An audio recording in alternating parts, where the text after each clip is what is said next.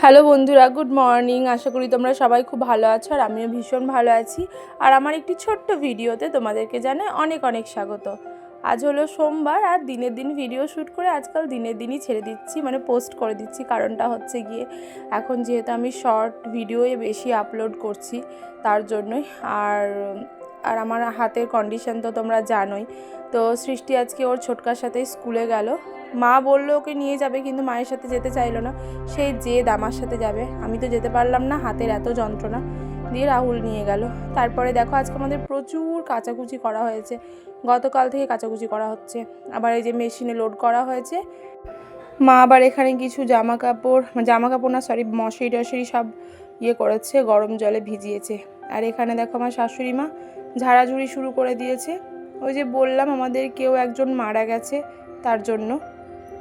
আর এই যে দুই মা এত কাজ করে যাচ্ছে আর আমাকে দেখেও না চুপচাপ বসে থাকতে হচ্ছে, কিছু করার নেই। কারণ আমার মানে এই যে লাস্ট ডক্টর চেকআপের পরে আমার হাতে এমনভাবে, মানে গতকাল আর কি, আমার হাতে এমনভাবে টান লেগে গেছে, আমি তাড়াহুড়ো করে বিছানা থেকে নামতে গিয়ে হাতে চাপ দিয়ে নেমে পড়েছি।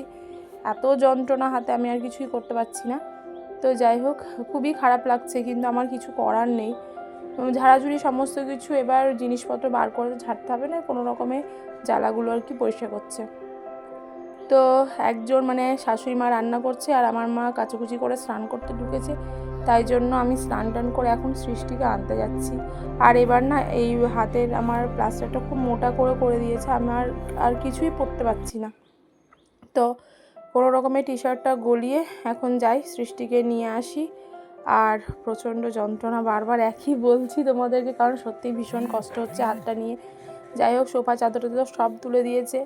আর এইদিকে আমার হাতটা ঠিক হলে আমি আলনাটা গোছাবো, কারণ দেখবে তোমার ঘরের জিনিসপত্র তুমি বুঝতে পারবে কোথায় রাখবে না রাখবে, তাও মা যথেষ্ট করছে।